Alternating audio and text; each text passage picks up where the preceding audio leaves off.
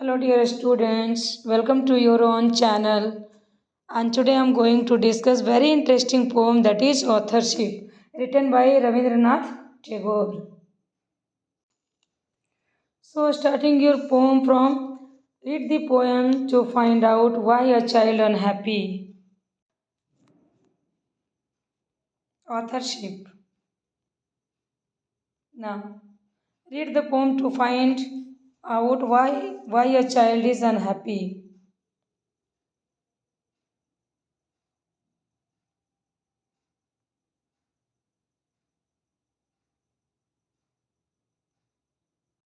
एक बच्चा है जो अपनी माँ से सवाल करता है। वो कहता है कि you say that father right a lot of books but what he rights I don't understand. कि तुम तो कहती हो कि मेरे पापा बहुत सारी किताबें लिखते हैं, लेकिन वो क्या लिखते हैं मुझे समझ नहीं आता। He was reading to you all evening but could you really make out what he meant. वे पूरी शाम तुम्हें पढ़कर सुनाते रहे, लेकिन क्या तुम समझ पाई कि उनका क्या मतलब है। What nice stories, mother, you can tell us. So why can't father write like that? I wonder. कि माँ तुम हमें कितनी अच्छी अच्छी कहानियाँ सुना सकती हो, पिताजी ऐसा क्यों नहीं करते हैं, पापा ऐसा क्यों नहीं कर पाते। मैं बड़ा वंडर हूँ, मैं बड़ा अमेज्ड हूँ, आश्चर्य हूँ। फिर वो बच्चा कहता है कि did he never hear from his own mother stories to giants and the fairies and the princess. कि क्या उन्होंने अपनी मम्मी से, अपनी दादी से जाइंट्स की, दिग्गजों वाली और परियों की, कोई राजकुमारी की कहानी उन्होंने कभी नहीं सुना है क्या। अगर उन्होंने सुना होता तो वो मुझे भी सुनाते, जैसा कि आप सुनाती हो। तो बच्चा अपनी माँ से कह रहा है। नेक्स्ट है he has forgotten them all. कि क्या वो सारे भूल चुके हैं। Often when he gets late for his bath you have to call him 100 times. कि अक्सर वो जब नहाने के लिए देर से जाते हैं तो तुम उन्हें 100 बार तुम्हें बुलाना पड़ता है। You wait and keep his dishes warm for him but he goes on writing and forgets. कि तुम अक्सर उनके लिए उनका इंतज़ार करती हो और खाना को बार बार गर्म करती हो, लेकिन वो लिखते लिखते भूल जाते हैं और वो लिखते ही रहते हैं। Father always plays at making books. If ever I go to play in father's room, you call and you come and call me। कि अक्सर जब मैं फादर के कमरे में जाता हूँ तो तुम मुझे बुला लेती हो और मुझे कहती हो कि what's what's the fun, what a naughty child. कि तुम कितने बदमाश बच्चे हो। आप मुझे बुला लेते हो फादर के कमरे से और मुझे आप डांटते हो कि मैं कितना शरारती हूँ। आगे बच्चा कहता है कि if I make this slides noisy you say don't you see that father set his work. कि जब मैं कभी हल्ला करता हूँ, घर में खेलता हूँ, तो तुम मुझे कहती हो कि क्या तुम्हें दिखता नहीं है, तुम्हारे पिताजी अपने काम पर हैं, काम कर रहे हैं। What's the fun always writing and writing. क्या मज़ा है बार बार लिखते रहने में, दिन भर लिखते रहने में क्या ही मज़ा है। तो वो बच्चा अपनी मम्मी से पूछ रहा है। फिर आगे कहता है कि when I take up father's pen or pencil and write upon his book, just as he does A B C D E F G H I, why do you get cross with me then mother। कि जब मैं पापा का pen उठा लेता हूँ और ABCD कुछ कुछ लिखने लगता हूँ तो तुम मुझसे गेट अक्रॉस में नाराज़ होना, तुम मुझसे एंग्री क्यों हो जाती है मॉम। बच्चा पूछ रहा है अपनी माँ से। आगे कहता है you never say a word when father's write. कि जब फादर लिखते हैं तब तो आप कुछ नहीं बोलती हो, बस मैं ही जब छूता हूँ तो आप मुझे सुनाने लगती हो। Why mother father waste such heaps of paper. कि जब पापा पूरा पेपर का बंडल ख़राब कर देते हैं तब तो आप कुछ नहीं बोलते हो। You don't seem to mind at all. कि तुम कुछ नहीं बोलती हो। But if I take only one sheet and make about with then you say child how troublesome you are. कि जब मैं एक ही सीट उठाता हूँ तो तुम मुझे डांटती हो कि तुम कितने बदमाश हो, सारी चीज़ें छूते रहते हो। What do you think of father's spoiling sheets and sheets of the paper with black marks all over both sides, कि पिताजी जब दोनों तरह शीटें खराब कर देते हैं लिख लिख कर ब्लू ब्लू करके, तब तो आप उनको कुछ नहीं कहते हो। मैं एक ही सीट उठाता हूँ तो आप मुझे टोकने लगते हो। तो यहाँ पे एक मासूम सा बच्चा है और वो अपनी मम्मा से सवाल पे सवाल कर रहा है। और ये किसके द्वारा लिखा गया? ये खूबसूरत सा पोयम रविंद्रनाथ टैगोर के द्वारा लिखा गया है। रविंद्रनाथ टैगोर जो कि एक इंडियन ऑथर हैं और वो जाने माने ऑथर हैं, उन्होंने ये ऑथरशिप को लिखा है। और आई होप कि मेरा एक्सप्लेनेशन आपको समझ में आया होगा। आप लोगों के कमेंट्स मैंने पढ़े और डिमांड था इस पोइट्री का कि मैं एक्सप्लेन करूं और क्वेश्चन आंसर भी करूं, तो मैंने सोचा कि चलो इसको डील करते हैं। ठीक है, now time to the question, time to the answer. Your very first question is choose the correct answer according to you who is the narrator of this poem, कि आपके हिसाब से इस जो पोइट्री में हमने देखा उसका नरेटर कौन है जो बोल रहा है। तो हमने देखा कि फादर नहीं है, मदर नहीं है, कौन है? एक बच्चा है। Option C will be our correct answer. Next one है after reading the poem why do you think is profession of the narrator's father, आपको क्या लगता है इसको पढ़ने के बाद, इस पोइट्री को पढ़ करके क्या सेंस आ रहा है कि वो जो चाइल्ड है उसका फादर क्या है? क्या वो बैंकर है, क्या वो ऑथर है, क्या वो फायरमैन है, या फिर वो पेपर मर्चेंट है? क्या है वो? तो क्या है वो? हमने पढ़ा कि वो एक ऑथर है और वो कुछ कुछ लिख रहे हैं, दिन भर वो लिखते ही रहते हैं। Next question is with whom is the narrator having the conversation, किसके साथ वो नरेटर कन्वर्जेशन कर रहा है? Your option is Your options are with his mother, with his father, with his brother and with his grandpa. So वो किसके साथ कर रहा है? वो अपने मदर के साथ कर रहा है। Option A will be correct answer, अपनी मदर के साथ कन्वर्जेशन कर रहा है। नेक्स्ट वन है which of the following adjective best describe the child, कि कौन सा ऐसा एडजेक्टिव वर्ड है जो इस बच्चे की खूबियों को बखूबी डिस्क्राइब कर रहा है? तो ऑप्शन ए कह रहा है innocent and pure, option B कह रहा है mischievous and imprudent, option third है क्यूरियस एंड ऑब्जर्वेंट, और फोर है polite and caring. So option B will be your correct answer, mischievous and imprudent है वो बच्चा। Now question number fifth one, so what could be the best summary of this poem? So your answer will be option C. पहला है कि father's perception of how simple of the life on an infant, क्या किसी शिशु की बात की जा रही है? नहीं। फिर नेक्स्ट है a wife perception of how difficult her husband's life, नहीं, वाइफ की भी बात नहीं की जा रही। यहाँ पर किसकी बात की रहती है? एक बच्चा का क्या परसेप्शन है अपने फादर को लेकर। यहाँ आपके बुक में मदर है, इसको बच्चों फादर कर लेना है। ठीक है, फादर कर लेना है, क्योंकि option C will be your correct answer, option D नहीं होगा बच्चों। नेक्स्ट वन है option B, question number B, answer these questions. Very first question is which line in the poem, which line in the poem tell you that narrator admire his mother's more than his father, कि कौन सा ऐसा line है जिसमें आपको ये दिखाया गया है कि माँ से ज़्यादा, मोर देन हिज फादर, अपने फादर से ज़्यादा वो बच्चा अपनी माँ की तरफ उनका ज़्यादा एडमायर है, अपनी माँ की प्रशंसा करता है, फादर की नहीं कर रहा है। ठीक है, माँ की प्रशंसा करने के लिए कौन सा लाइन डिस्क्राइब किया गया है? Here is four options, no there is no any options, you have to write down answer. तो चलिए मैं आप लोगों को बताती हूँ कि वो कौन सा ऑप्शन है।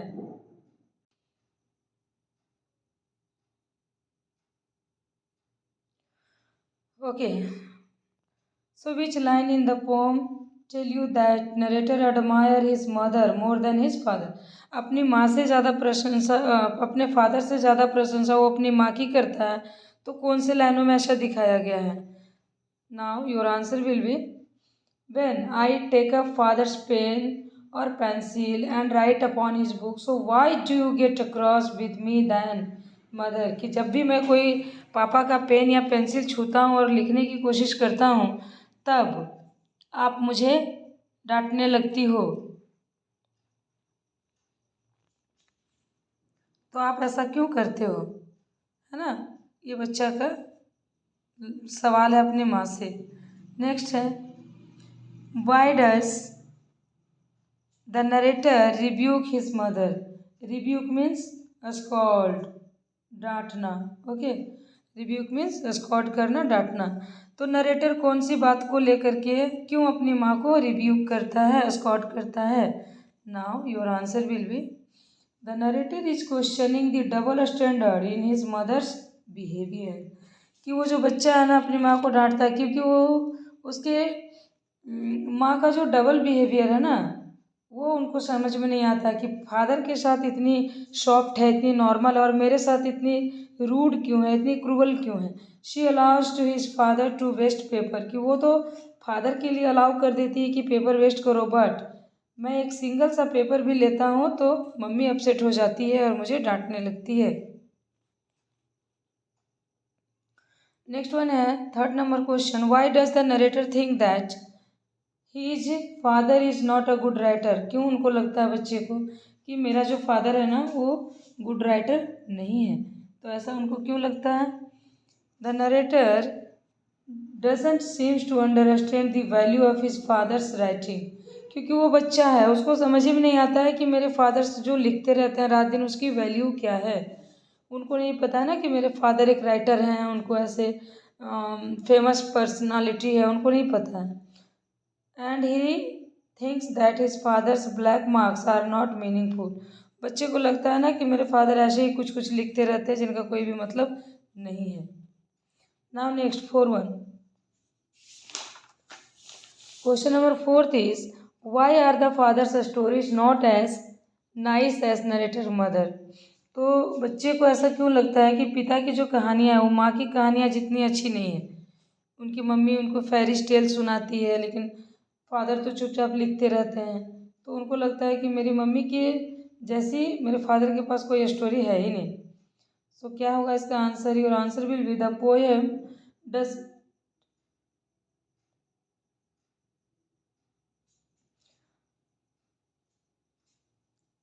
It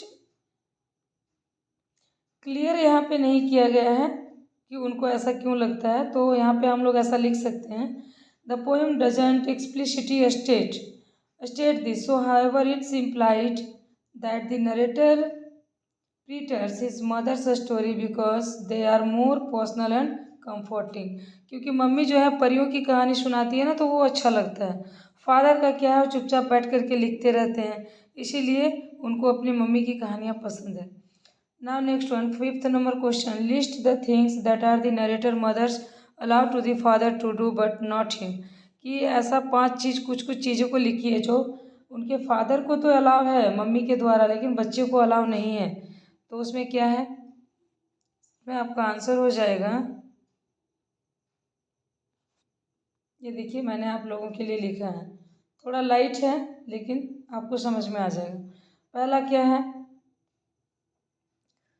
the mother allow the father to use many sheets of the paper. कि मम्मी ने तो पापा को बहुत सारे शीट्स अलाउ करके रखे। Mother doesn't allow to me child to use even a single sheet. और मम्मी ने बच्चे के लिए एक भी सिंगल शीट भी यूज करने के लिए मना करती है। अगला है using multiple sheets of paper. Father के लिए है मेकिंग मार्क्स ऑन पेपर। तो फादर के लिए ये सारे मम्मी ने अलाउ कर रखे हैं लेकिन बच्चे के लिए अलाउ नहीं किया है। ठीक है, ये आपका 5th नंबर हो गया। नेक्स्ट वन है reference to the context question. Reference to the context question, read the lines from the poem and answer the questions that follow. Now you have to few lines, read carefully, then you have to reply the answer. You never say a word when father writes। कि आप कुछ भी नहीं बोलते हो जब पापा लिखते हैं। when my father's waste such a heaps of paper, mother you don't seems to mind at all। कि तुम पापा जब पूरे का पूरा पेपर, हीप ऑफ पेपर मतलब पेपर का बंडल खराब कर देते हैं तब तो आप उनको कुछ नहीं बोलती हो। But I take only 1 sheet to make a boat. और मैं बस एक बोट बनाने के लिए एक पेपर लेता हूँ तो तुम मुझे डांटने लगती हो। ठीक है, सवाल है अब आपका यहाँ पे, ये ऑप्शनल है। तो third, what is the tone of the child in this lines, बच्चे का कैसा टोन है इन लाइनों में? तो क्या है? जेलसी है, इनवियस है ना, जेलसी फील कर रहा है अपने फादर के प्रति। Now the second question is why does the narrator rebuke his mother? No, ये नहीं, हम लोगों का तो रेफरेंस क्वेश्चन है ना। यस, ये second question number B. Question number B is what prompt the mother's to act differently with the child and the father, कि मम्मी का जो बिहेवियर है वो बच्चे के प्रति कुछ और है और फादर के प्रति कुछ और है, ऐसा क्यों है, क्या है? So your answer will be the mother likely sees the father's writing as a serious pursuit, कि मम्मी, पापा जो लिख रहे हैं ना, पापा चूँकि ऑथर है तो वो लिख रहे हैं तो उनको मम्मी बहुत ही सीरियसली लेती है। While she views this child, लेकिन वो जब बच्चे की बात आती है ना, पेपर एज अ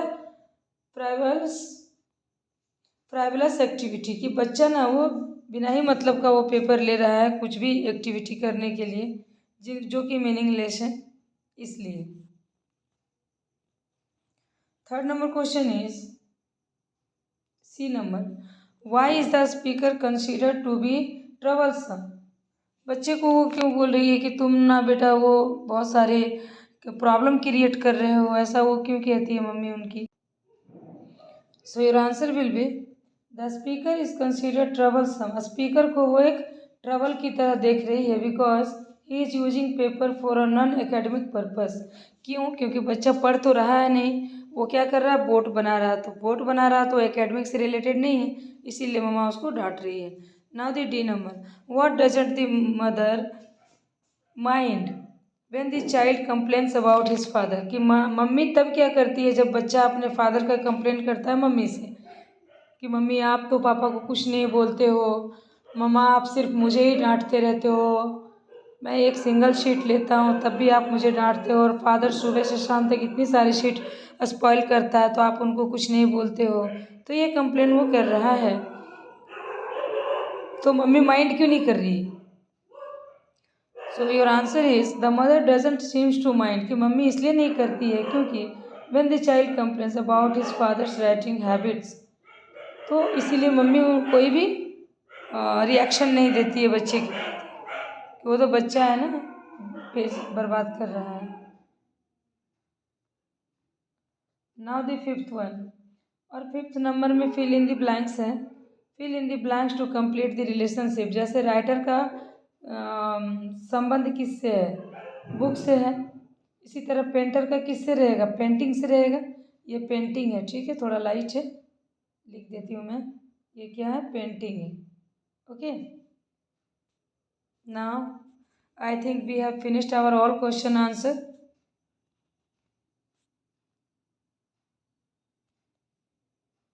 और आई होप कि ये एक्सप्लेनेशन और क्वेश्चन आंसर आपके लिए हेल्पफुल हो, और कुछ भी और अगर आपको चाहिए और कोई चैप्टर का चाहिए तो प्लीज़ कमेंट ज़रूर करें। We will meet very soon with the another video, तब तक के लिए thank you, thanks for watching. Comment ज़रूर करें आप लोग कमेंट बॉक्स पर, इससे मुझे पता चलता है कि नेक्स्ट और अगला आप लोगों को क्या चाहिए, ओके। थोड़ा लॉन्ग टाइम का गैप हो गया है, वो मेरे साथ कुछ थोड़ा सा प्रॉब्लम था, इसी वजह से नहीं हो पा रहा था, लेकिन कोई बात नहीं, अब कंटिन्यू वीडियो आते रहेंगे, बस आप लोग कमेंट में बताइए कि किस मैटर पे चाहिए, okay. Thank you, thanks again.